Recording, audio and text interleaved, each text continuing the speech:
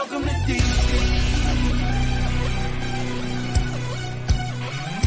You know we're down at the USA Cup. You're taking it slightly, I'm taking it slightly. Now you don't act on you won't be right back. Well, we gon' be right here. We gon' be right here. We ain't going nowhere. Welcome to DC. Hey, this is Hog Farmer Keith of the Hog Farmers Charitable Foundation. And before you listen to Owning the Huddle podcast presented by Red Zone in the Lab, the Hog Farmers Charitable Foundation has put together an awesome program where you can help make a difference in helping us raise money to assist families who are faced with the everyday stresses it takes for their child to battle cancer. How do you do this? Well, we challenge you to become a 2023 Hog Farmer Ambassador. You can check out this information on our website at hogfarmerscharity.org, or you can learn more by heading to our Facebook and or Twitter feeds. The way that you do this is you click the ambassador link, you start your campaign, you set a goal, you reach your audience, and you help raise $250 or more. So who's with us on helping put a smile on the family's face while they go through these tough times? Welcome to On the Huddle podcast. We're going to talk a little bit about fan boards versus runs boards.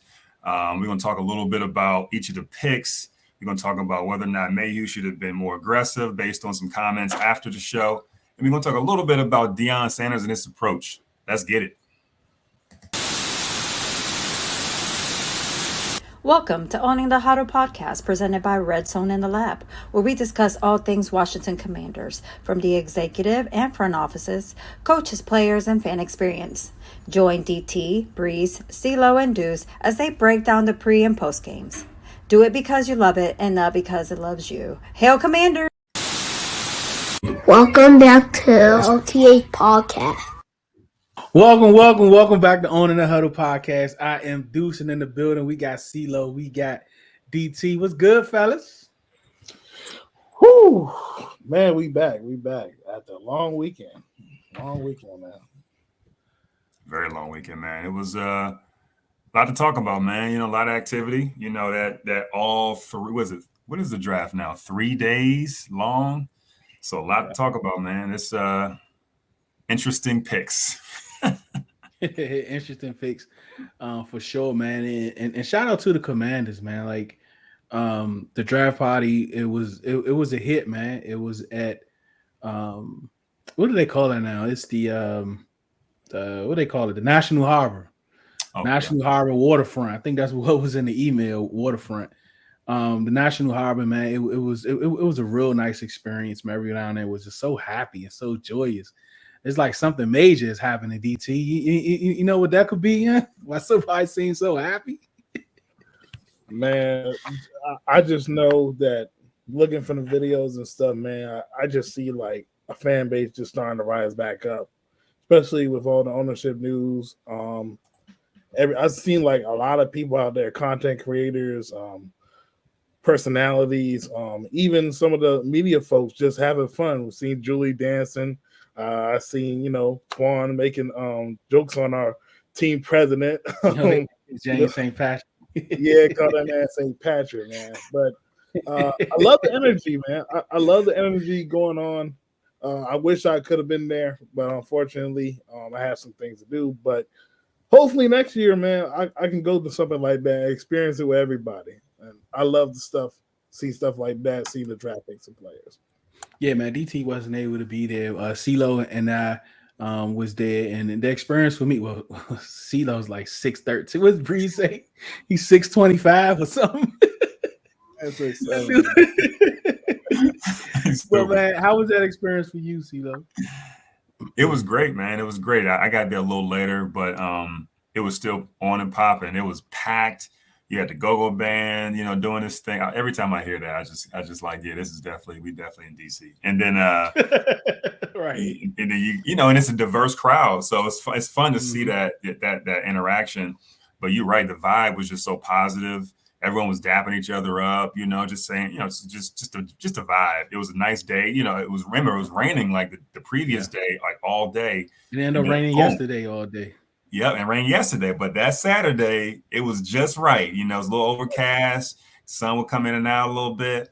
It held off for the most part. So I just felt like it was a positive, very successful event. I'm so happy for the whole area, man. It was great. Yeah, it was good, man. Getting out the parking garage and seeing people with burgundy and gold on. You got little kids with burgundy and gold. You got dogs with burgundy and gold on, with the hats, the hood. Like everybody's having a great time, man. So it was a good experience. But yeah, man, let's get into this draft. 3 days, 3-day process, man. It seemed like it was longer than that. This whole off season, man, coming up to this, it's been a long off season, and I kind of contribute that to like the podcast that we do.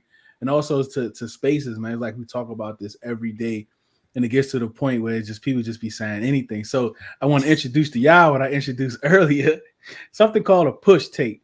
Now, this is what a push take is. Push take is when someone says something just crazy that no one rebuttals, and we just go to the next topic. Push take. That is very accurate. Let's just push this one. But now though, let's get into the topics for today. And the first is like these draft boards, right? These boards, these mock drafts, these media guys, local guys, these, you know, pundits all over. And us fans, you know, DT is getting sick of tired of people looking at these boards. We're gonna let DT get it off his chest, man. Go ahead, DT. Okay, so look, guys, I understand that when it comes draft time, there's certain names and a lot of players from these big schools, or you know, you watch and you hear from these nationals reporters and draft people. I get it, it's cool. You know, obviously we know we needed certain spots and there were guys right there. But at the end of the day, we are not in the Washington Commanders draft room. We are not in their room. We do not know how they grade these players. We do not know their weaknesses. We're just going off what we see and what we think can be better. Well, on the other hand, these guys who have been scouting these guys for almost 2 to 3 years, they know far more than we do.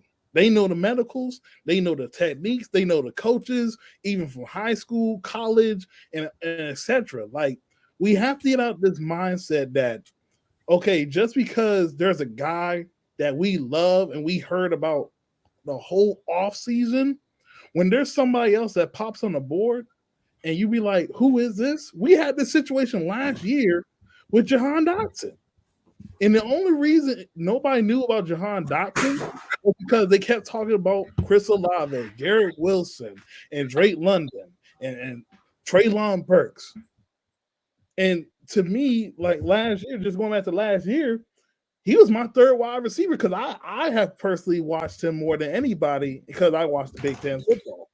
And I heard crazy comments. I'm not even going to go to the comments when we drafted him last year because they were egregious. But this year, like, look, if they like a guy, regardless of what the national media thinks, that's their guy. And we just have to accept it. They don't care about our grades. They don't care about the national media grades. They feel like these guys that they drafted at these spots will help them and help them win football games. And that's all I got to say. Yeah, man. I mean, like, CeeLo, like, okay, so that has been my whole thing. It's like people say this person was a reach, this person was a steal. To who though? Like, who's like? Tell me what board that you're looking at that's telling me that this guy's a steal, this guy's a reach. Then we can have conversations. Is it your board? Is it Kuiper's? Is it PFF? Is it if it's the the biggest copying machine out there, Bleacher Report? Like, who's I think I might need to edit that. We should be taking shots at we should be taking shots. But now though, man, it's like who's board, because it's like DT was saying, man, these guys, it's not just about the person's skill. Like, those guys are looking at like what 300 to 600 college players around the country, and they're trying to like give a general concept of what this player can provide. By looking at minimum game tape, there's no way they could be looking at so much same game tape for so many players. I mean, most of them only had like what, a top 100. What is that? Just barely 4 rounds. I mean, right, 4 rounds and a few picks. So I mean, it's like, and then you have a whole 4 other rounds that's available. 3, 4 of my math is all messed up. But I mean, you understand what I'm saying? It's like it's no way for them to actually know about all these players for one, and then know how each one of those players fit this team. Not just about the production on the field, but the culture, right? The background, the parents. You know, our guy, he real big on family and your background and different things like that. So it's just a thing with me, man. Like us as fans, like we can do that. You can say he's a reach, but just let me know, like, how do you know that's a reach or not? How you feel, CeeLo? Yeah, I mean, just cut to the chase, man. It's a cottage industry. It's just people making money, and they got to be, they've been able to create, their narrative based on all things you just said, right? General consensus on a very, very high level. People that don't watch college football for a living, so they do, the YouTube university stuff, and they come up with this ranking, and we talk about that for 3 months, and I think that's all it is. So, but what I will say is, it's interesting that all that just being said, it kind of comes out pretty close, right? Like you take 30, typically 32, but 31 players, and they kind of mostly are right, with the exception of a few. So maybe 80, 90% hit rate. But we'll talk more about it later, but guys get all hot and bothered over, well, this guy should have been picked 22 to 28, but you picked him at 16, so therefore that's a C. I'm like, well, who cares? I mean, it really shouldn't matter, because you're close enough, and the guy's the first round talent. It doesn't matter. You know what I'm saying? We're not talking about number one overall. We can talk about that, but outside of the top 5-ish or 7-ish, I think the rankings can go up or down, and it shouldn't matter. But these guys make a living, and that's how I look at it, man. So yeah, we can get into it, but that's just something that I don't really pay much attention to, because when the whistle blows, we're gonna know exactly how good these dudes are. And we have so many stories where guys have been underdrafted and pushed down different rounds, and they have been impact players. So, yeah. And let me say this real quick, and we should not be surprised by what this regime do in the draft whatsoever anymore. Like, they get guys that they feel like it's for them. They don't care about the draft board. It's guys that we hear about, but you really don't hear about them until maybe like the last week and last couple hours before draft time, and they go by experience, years played, good character, and they're football players. So past 3 drafts have shown that. Jamin Davis, Jahan Dotson, now Emmanuel Forbes. Like, we should not be surprised anymore. And also look at Ron's history in drafting. He has essentially the same staff minus Martin Mayhew, right? Very consistent to how he drafted in Carolina. And I think we can agree he has some pretty decent drafts in Carolina too. So he's carrying over that same thing, which you just articulated, DT. He's very consistent. If anything, Ron is consistent. Yeah, and I don't see much of a change. Like, I think when you look at this draft, it's just like all the rest of the drafts. It doesn't seem like a draft of desperation at all. It seems like a draft that I'm going to be here for the foreseeable future. So, because I didn't see anything aggressive. I didn't see any aggressive moves in a sense where it's going to make us look like, oh yeah, he's desperate to win. I mean, and we're going to get into what was that Mayhew's comments about that. That kind of like it kind of lines right up with my thought process about this just being a draft where Ron thinks that Ron's still going to be here, at least for the next few years. He didn't draft as if he's needed to win now. Yeah, and that's the whole draft and free agency. I mean, everything was pretty. Yep. It was just same old Ron. It was nothing crazy. I think he wanted to be crazy when it came to, 20 earlier years, right? 2021, maybe last year, looking for a quarterback.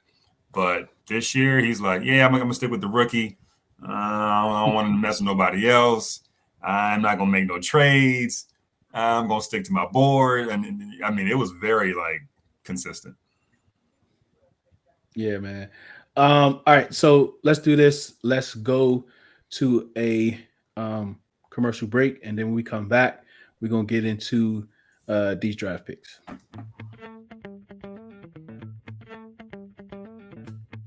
The calendar says that summer is ending soon, but we're still outside. So when it's time to hop in your ride, make sure you book the best mobile detailing service in the DMV, Miles Detailing. Call 240-273-4018 or contact on Instagram at Miles Detailing to book your service today. Mention Red Zone in the Lab podcast for 10% off detail services only. Ride in style with Miles. Detailing, that is.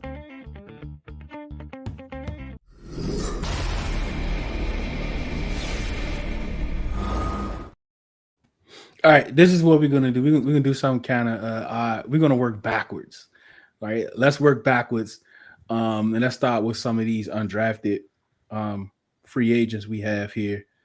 So undrafted free agents, and it's like I was kind of wondering. There are undrafted free agents, and there are undrafted rookies that's invited to camp. Now, I don't believe those guys are they compensated? I don't know. That's an arching question. I think they try out first. Then, if the tryout is good, if it's a vet tryout, then you get a contract. I think that's how it works for a rookie. But now you're starting to see these guys going to more than one camp. So it's let me try out here, and then let me go all the way to Seattle. I think that's interesting this year. I never heard of that. So that's something we probably gotta ask. But yeah, let's go ahead with the undrafted, man. Yeah, so far the mini camp invites was a quarterback, Chase Brown, running back Brad Roberts, wide receiver Brian Cobbs, wide receiver Delonte Helms Jr. Now, Delonte Helms Jr. I coach football at Watkins, the Watkins Hornets in Washington D.C., 12th Street, Pennsylvania Avenue, Watkins Middle School. It's a rec there, the Watkins Hornets, and him and his brother. I had the privilege of coaching them. I coached the Division II team, and his dad had coached them on the Division I team. But we all kind of interacted with him. When there was some good kids. His father, Coach Lottie, he's a great dude, great guy, man. Student of the game, and been coaching a long time.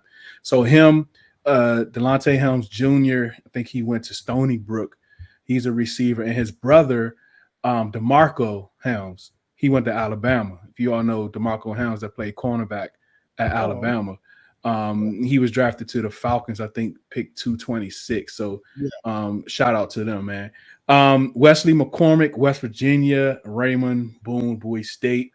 I'm not familiar with any of those other guys. Are you all? The Joshua kid from Bowie State.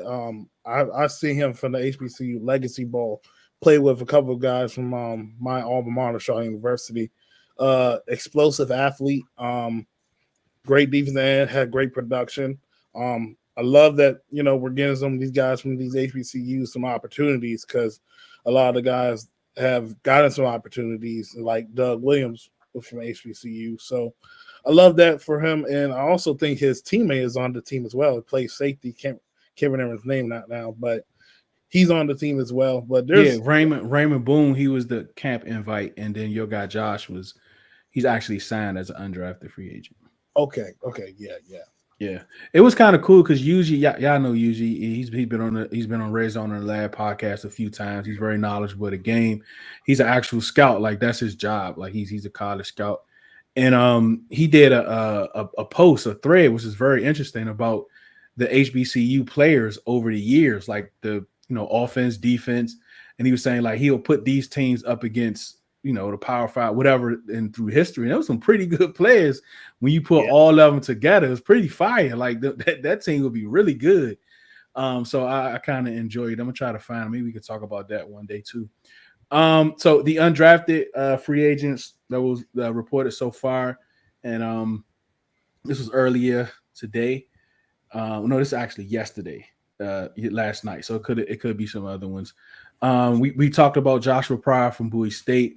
You got Kendall Smith, Illinois, Xavier Henderson, Michigan State, DJ Sturgis, cornerback, Missouri, defensive. We talked about Joshua.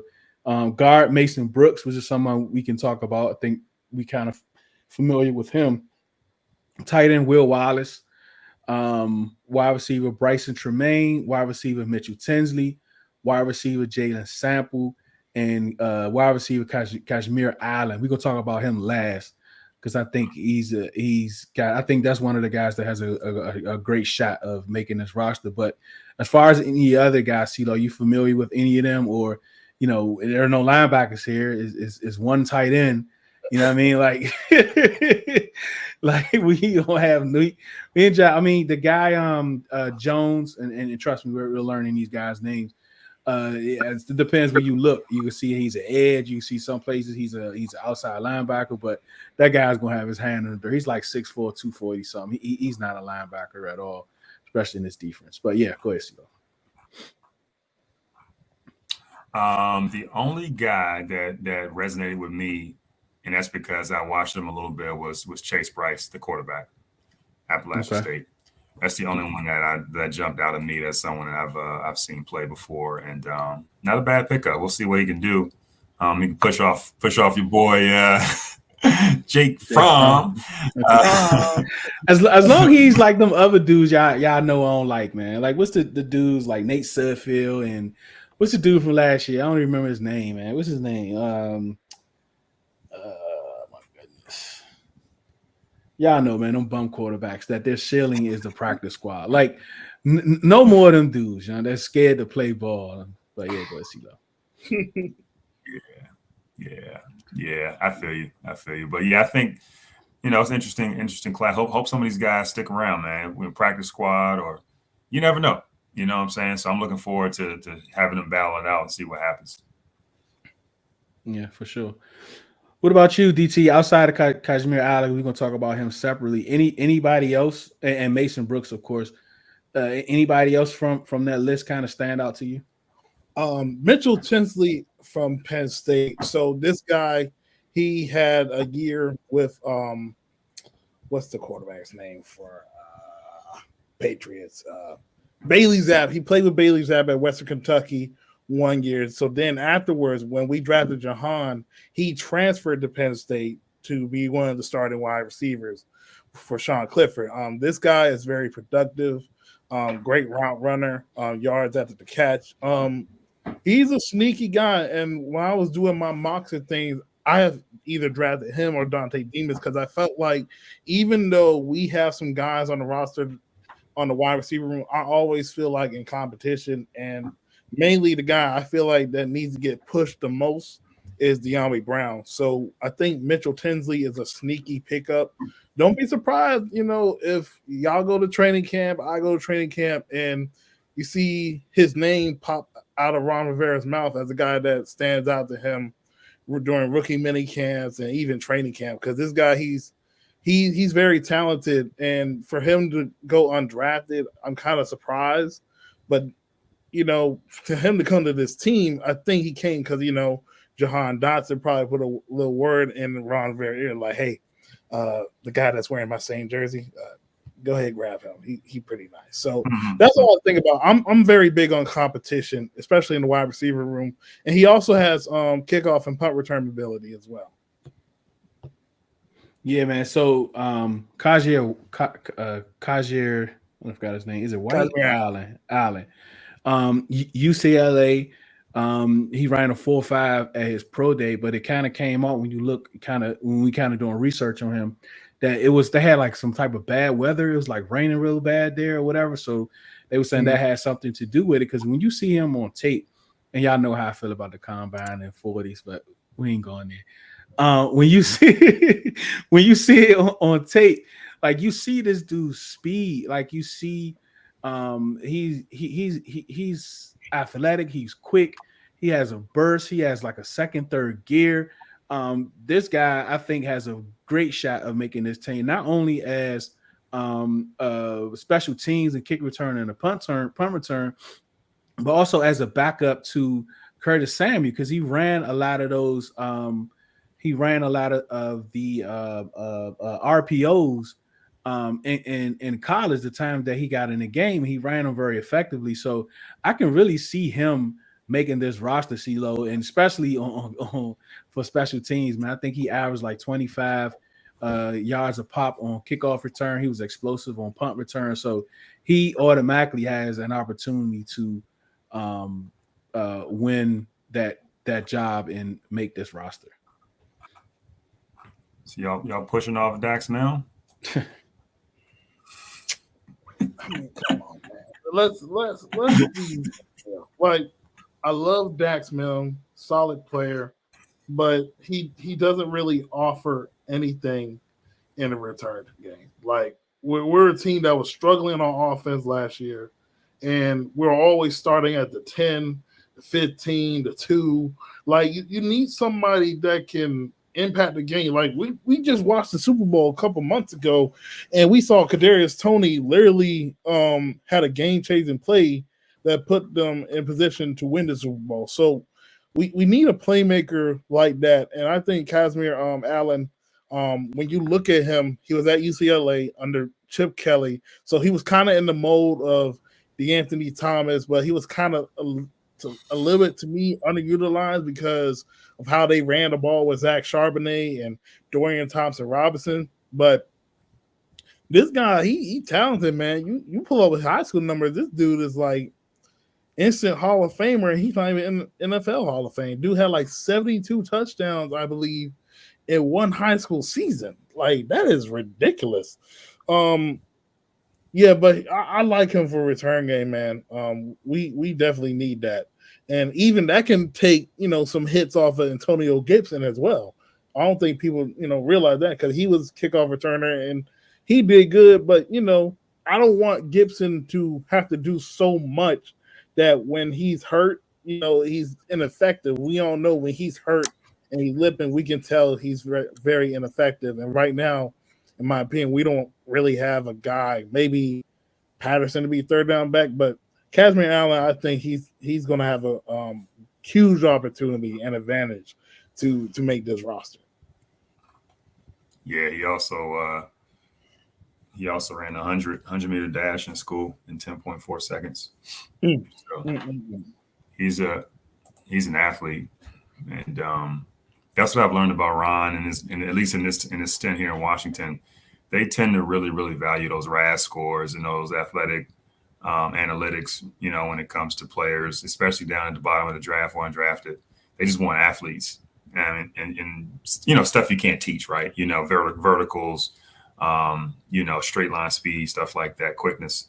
So I think that's what he brings. And yeah, man, I'm joking about the Dax thing, but he definitely, if he can catch the ball and go up, right up the field, I want to see that. I thought that was a strong take.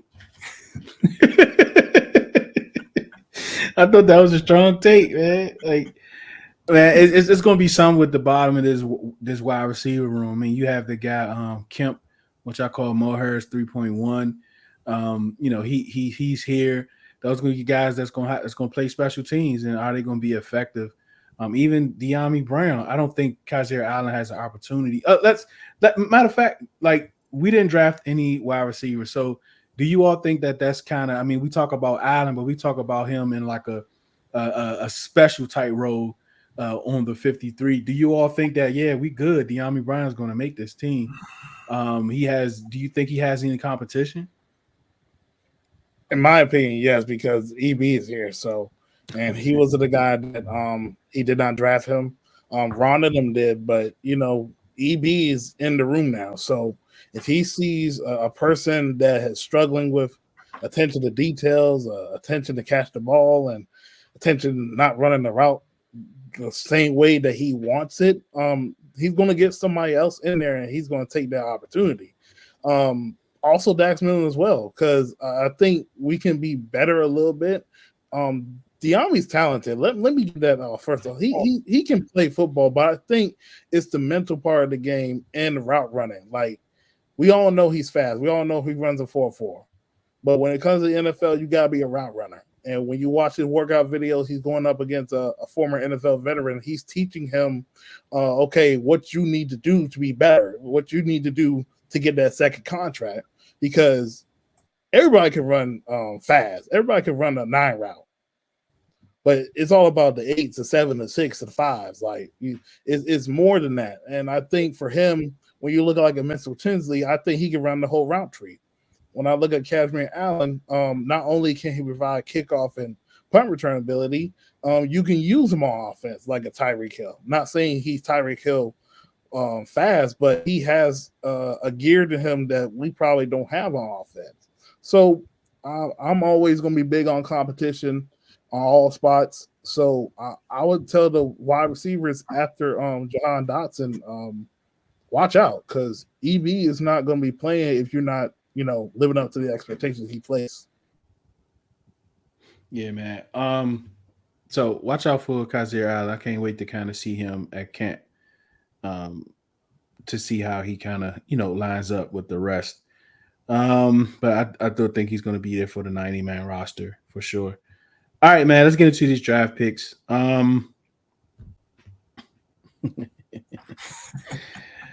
All right, let's start with the 7th round. Andre Jones, linebacker, Louisiana. Depends where we kind of talked about this a little early. Depends where you look and you kind of check his profile. They have edge, they have linebacker, but I think he's like 6'4", 240 something, I believe. Like, he's an edge rusher. Like, that off-ball linebacker, he's not chasing nobody. So DT, what do you think about this pick? I like the pick because obviously we're going to need some depth, some questions about the defensive end room coming into 2024 with Chase Young option being declined, and you're trying to re-sign Sweat and James Smith-Williams, Casey Toohill, those guys on the roster as well. To me, he's kind of a tweener. Like, I think they had him playing a little bit of linebacker, but he was more like a stand-up edge rusher. So I think coming into camp, they're going to try to see what he can do, what he can't do. I like the pick. I think he has a motor on him. He's 6'4", like you said, long length. I think he has some moves. I think he's more of a power rusher. He can turn that power into a little bit of speed, and I think he'd probably be a special teams guy just to, develop his skill set a little bit more in the coming NFL. The Raging Cajuns. He seemed to be everything DC said is spot on. I think, decent size, good rotation. We'll see if he makes the squad or ends up being in practice squad. I'm a little surprised. He didn't go edge earlier, given their situation with the two defensive ends. Different conversation for a different day. But as far as this pick, I feel like it's solid. 7th round pick. Why not? Yeah, man, I agree, man. I don't know. I think they kind of talk about him being a project, just trying to see where he would fit in on this team. So that's going to be something to follow. Just by right now, he's not somebody that I'm kind of confident in that he's going to make the initial 53 right now. But, I mean, you never know. The 6th pick, Chris Rodriguez. Now, this was an interesting pick for me, but maybe not so interesting. I think what made this interesting is that I think he comes in as a backup to Brian Robson. They're kind of the same in how they run, like the power running back. He's great and pass pro, which is interesting, but he's not great like catching the ball. So we just got to see how that's going to kind of translate. But I think he's someone that can kind of come in. I think he's going to get more carries as the season goes on, because the type of football that I think we're going to run, like giving Robinson 15, 16, 17 touches a game and doing it over 17 games can kind of put a wear on a person's body. So I think by the time we get to like 7th, 8th week, we're going to see more of Rodriguez. And I also think if we're able to go up and have a comfortable lead going into the fourth quarter, we're going to see a lot of Rodriguez kind of closing out the games. Not so much that B-Rob can't, but we want B-Rob to kind of be fresh as as long as possible as the season goes on. But what interests me about what didn't happen is them picking up another running back to kind of like back up Gibby, because I just always figured Gibby is that third down back. Even last year, I didn't think the competition was between him and B-Rob. I thought it was between him and JD. I've said that multiple times. And this wide receiver running back, I also thought it could be a possibility of coming in and kind of being that guy on third down could kind of come in and spell or step in. I thought they would go that route, and that might be what Kajir Allen is. But that was the surprise for me, is not finding someone that can complement both of those guys, and they kind of drafted someone that just complements Brian Robinson. Was that a surprise to you, CeeLo? It was, and that was gonna be my comment. I'm surprised they went with that kind of back, given what we have already in the lineup. I was thinking they may go with someone a little smaller, a little bit more shifty, or catch the ball a little bit more. I don't think, and DT, correct me if I'm wrong, but I don't think he caught too many balls. He caught like 5 balls, right? So it just didn't seem like that was at that point in the draft, I know you want athletes, but you sometimes want to, go after guys because they're so similar. That's going to fill a particular need, and then you project that out. But in this case, they went with him, which is fine. He seemed like a legitimate back. It makes me wonder, how do they feel about Brian Robinson? I don't know. In terms of health, in terms of his ability to fit within this EB scheme. I'm curious about how he's going to play out, how his position will play out in that running back room. We may be oversimplifying the Brian Robinson role in this offense, and I'm not sure what that means yet. So anyway, we'll see. Yeah. So to answer your question, when you look at Kentucky, they didn't really ask Rodriguez to do a lot other than running. So the responsibilities of like third down blocking and catching the ball like backfield, that they didn't try to put that on him. So a lot of programs kind of do that to some players. Even we had questions about Gibson when he transitioned running back and he pass blocking, catch more. Well, he was a receiver, but nevertheless, I was kind of surprised by this pick because we did lose McKissick, and I was wondering, are they going to try to add someone in the undrafted, but they actually drafted him. When you look at him and B-Rod, they're kind of similar. When you look at the combine, both of them ran a 5.1 to, similar 40 times size, physical running. I do think his vision is underrated. I'd started to like the pick more because I feel like the brand that EB is trying to bring is more of, slightly power West Coast, 2 big running backs run downhill and use Gibson more as a weapon, moving around the backfield. I think there's going to be a pick that can help B-Rob and Gibson because we have seen both of these guys gotten hurt down the stretch. They didn't even play the last game of the year. So to someone that can get at least 100 to 130 carries, split it evenly, I think that's going to be good for this offense. Yeah, what it does tell me is that they don't really want to get me running in between the tackles on first and second down. Mm-hmm. Yeah. That's what that does tell me.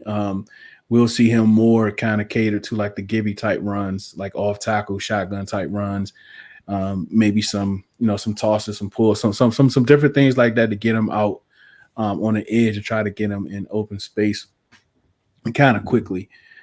All right, so who's next? KJ Henry. Yep. All right, so it's very interesting, KJ Henry, and because of the fact that they had 2-6.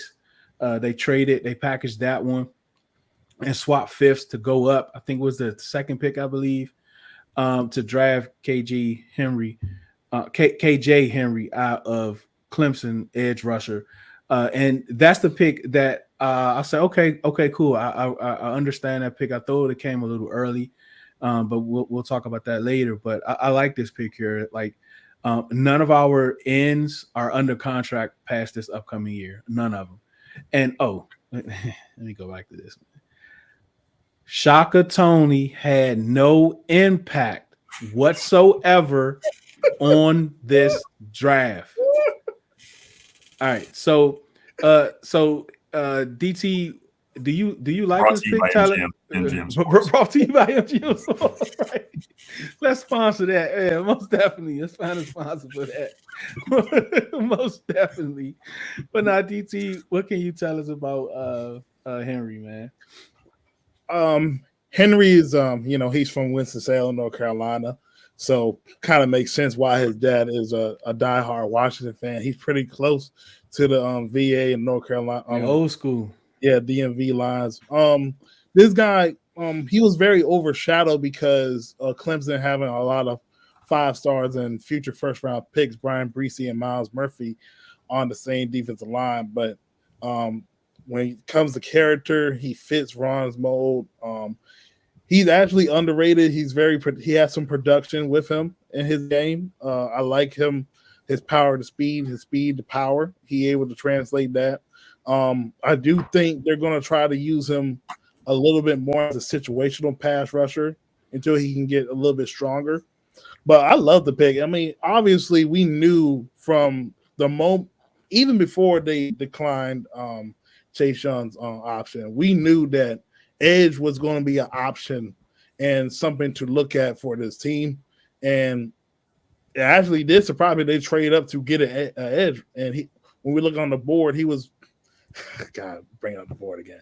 When we look at the board, he was one of the top edge rushers. I was thinking, like, I wonder if they're going to try to trade up and get an edge rusher because, you don't want these teams trying to snatch him when it's good value. And to get him in the later rounds, that's just good value. So he's going to be in the good rotational player with Smith Williams and Hill with Chase Young and Montez Sweat starting. Yeah, I like the pick as well, like both of you guys. I was looking at his profile earlier, and he had, what I recall, he had a lot of hits on the quarterback and a lot of hurries. So it reminded me a little bit of Montez Sweat kind of esque in terms of just being able to get in the face of the quarterback and create pressure and just being uncomfortable moving off the spot. High motor also. So I feel like it was a great value pick on paper. We'll see what happens. So you never know, but definitely an intriguing play. I think I saw a couple Clemson games last year, so I can say with some confidence that he actually did ball out a little bit. So yeah, good pick.